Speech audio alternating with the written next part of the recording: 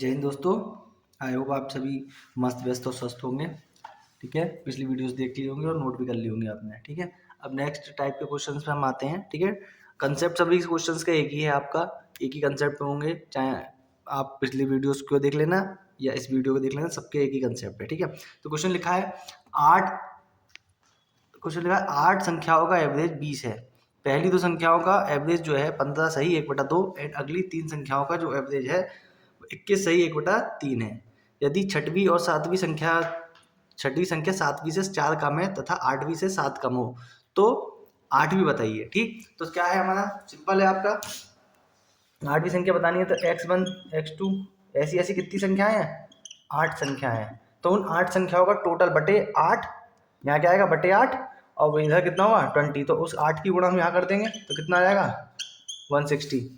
ठीक है, मैंने क्या बताया कि हमेशा हर क्वेश्चंस में हम टोटल पे देखेंगे, तो इसका टोटल क्या आ गया, इन संख्याओं को जोड़ेंगे तो कितना आ गया 160। ठीक है, पहली दो संख्या यानी कि पहली दो यानी कि x1 और x2 का जो एवरेज है वो कितना है 15 दूनी 30 और 31, तो इसका टोटल कितना हो जाएगा 31/2 मल्टीप्लाई 2, तो कितना हो गया 31। अगली तीन यानी कि x3 x4 x5 बटे 3 किसके बराबर होगा 21 सही 21 63 और 1 64/3, उसकी बटे 3 होगा तो कितना हो गया 64। यदि छठवीं संख्या यानी कि छठवीं संख्या सातवीं से कितनी कम है 4 कम है, यानी कि छठी और सातवीं का अंतर कितना है 4, तथा आठवीं से 7 कम है, यानी कि किसका ये तथा लिखा है ना, तो वो कौन सी संख्या से कम कह रहा है जब भी कभी आपका लैंग्वेज में वो कहेगा तथा या, ठीक, जब तथा यानी कि एंड कहे या और कहे, जब वो एंड कहेगा तो फर्स्ट वाले की बात होगी, जो या कहेगा तो किसके बारे में बात करोगी सेकंड के लिए। तो यहाँ पे क्या लिखा तथा, तो किसकी बात हो रही है छठी संख्या की, तथा छठी संख्या जो है आठवीं से कितनी कम है 7 कम है। छठी संख्या आठवीं से कितना कम है 7 कम है। ठीक है ना, जो उसने कहा हमने वो करते चले वो, ठीक है, उससे ज्यादा हमने कुछ नहीं करा, जो उसने कहा हमने वो करते चलेगा। ठीक, अब देखो इधर देखो, इन सबको जोड़ दो, इस वाली संख्या, इसको पहली इक्वेशन, दूसरी इक्वेशन, तीसरी इक्वेशन और चौथी इक्वेशन, इन सबको जोड़ दोगे तो कितना आ जाएगा x1 x2 x3 x4 x5 x7 x8 और -2 x6, ये आ जाएगा आपका। इधर कितने हैं 31, भाई कितना 7 4 11 11 31 42 42 और 64 106। अब देखो इसकी जगह यहाँ पे 6 नहीं है आपका, तो यहाँ पे 6 x6 जोड़ लो और x6 घटा दो, तो इस पूरे की जगह हम क्या लिख सकते हैं 160 लिख सकते हैं। तो कितना हो जाएगा 160 माइनस 3x6 106। ठीक है, अब यहाँ क्या हुआ 3x6, ये x वाले इधर ले जाओ, बिना x वाले x इधर, तो 3x6 ये कितना हो जाएगा 160 में से इधर जाएगा माइनस हो जाएगा, तो कितना हो जाएगा 54। इसे डिवाइड कर दो तो x6 कितना आ गया 18। अब इस x6 को 18 यहाँ आ गया x6, तो इसे यहाँ रख दो, जब x6 कितना हो गया हमारा x8 माइनस 18 इक्वल्स टू 7, ये इधर जाएगा तो क्या हो जाएगा प्लस का 18 और 7 25, 18 और 7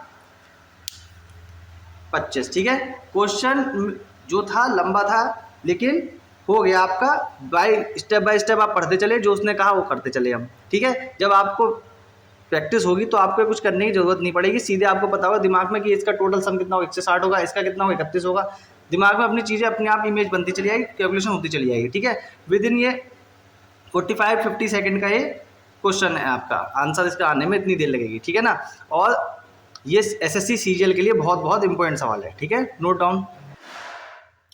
8 आदमी और कुछ औरतों के प्रति मास चावल की एवरेज जो है खपत वो 10.8 kg है। ठीक, तो उसने क्या कहा, जबकि आदमी के लिए प्रति एवरेज खपत 15 kg है। ठीक। जो आदमी खाते हैं 8 आदमी, वो कितना खाएंगे टोटल मिला के 12 15 अट्ठे 120, तथा औरतों के प्रति कितना, एक औरत कितना खाती है 6 kg खाती है। तो औरतों की संख्या निकालनी है, ठीक है। थोड़ा सा पैटर्न आपका चेंज हो गया क्वेश्चन, ये आपके सब क्वेश्चन अच्छे लेवल के क्वेश्चन है, ठीक है ना। अब देखो 8 आदमी है, तो भाई हमें तो पता नहीं कि 8 आदमी M8 जो कहे वो करते चलो, औरतों की संख्या हमें पता नहीं है, ठीक।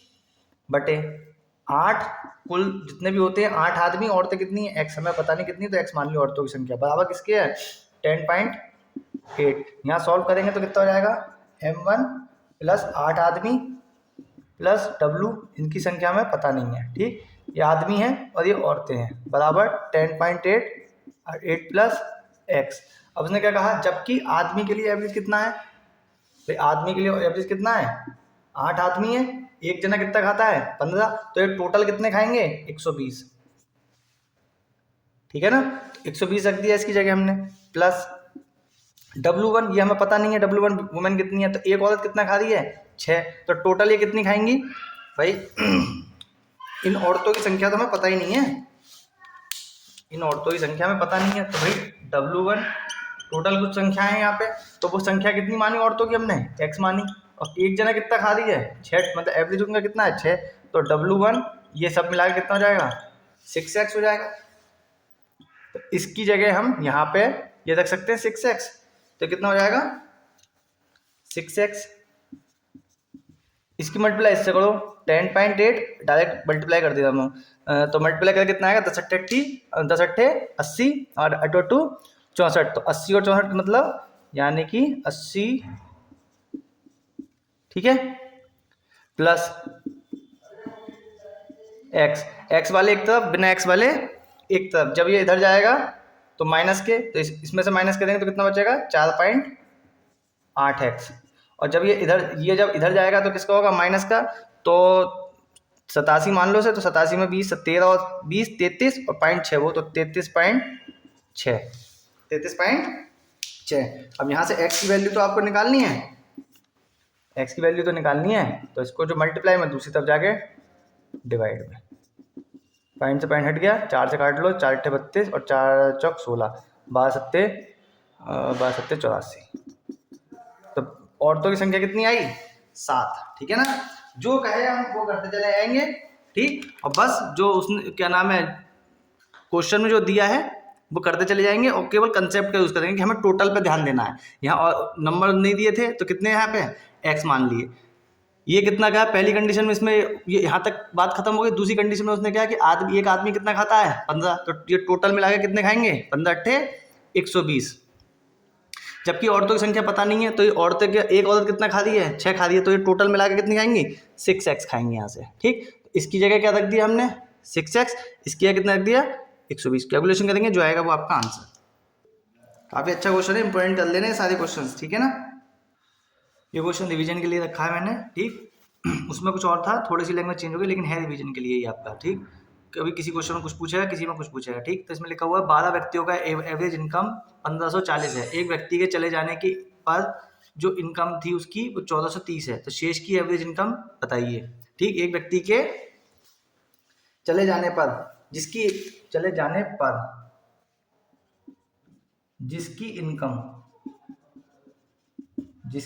इनकम 1430 है, शेष की एवरेज इनकम निकालनी है, तो बिना पेन उठाए आप कर सकते हो उसे।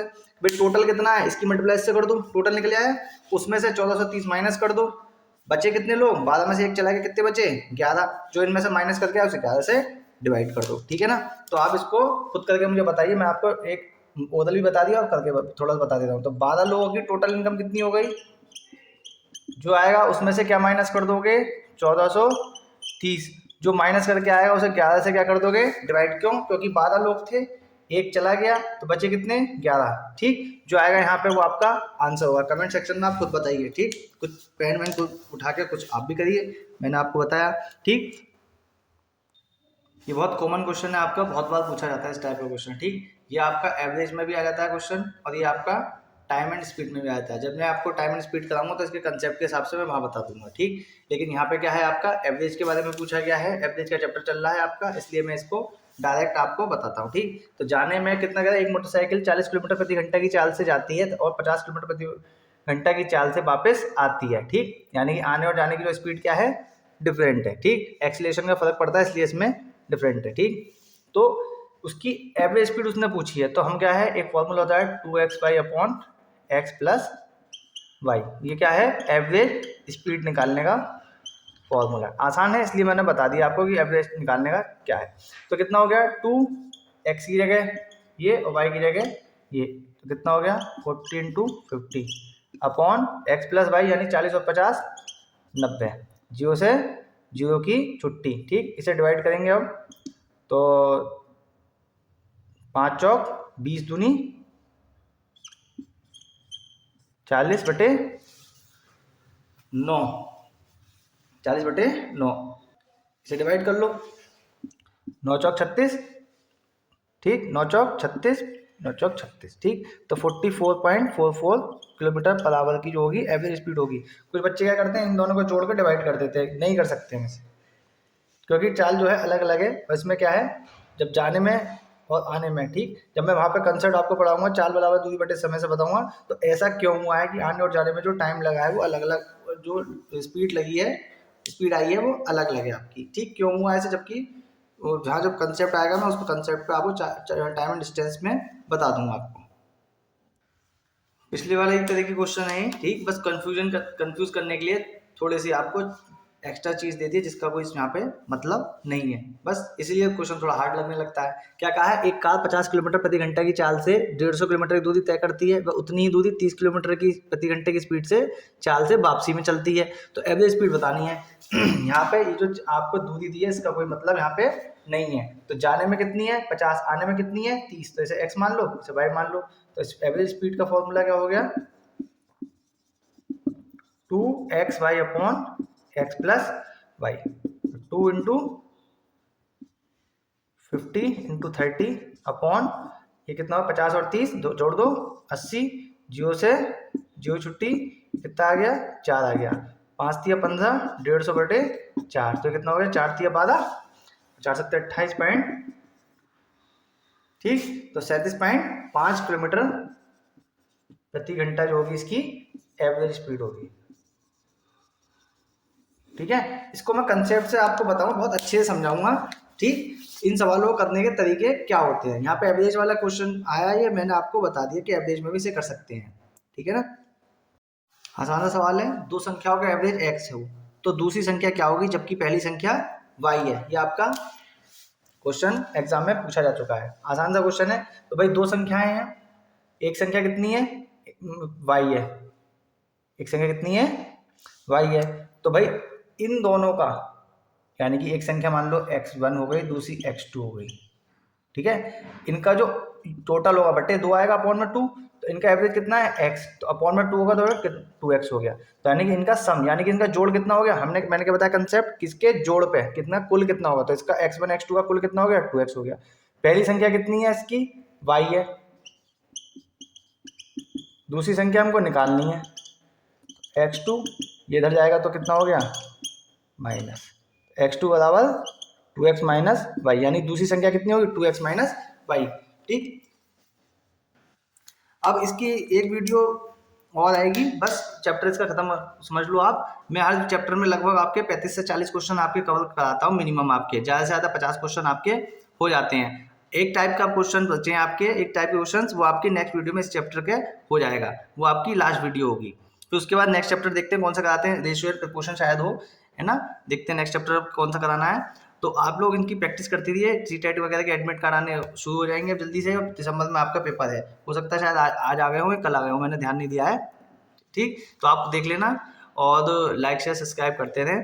ठीक, और दुआ में याद रखना। आज के लिए इतना ही, जय हिंद।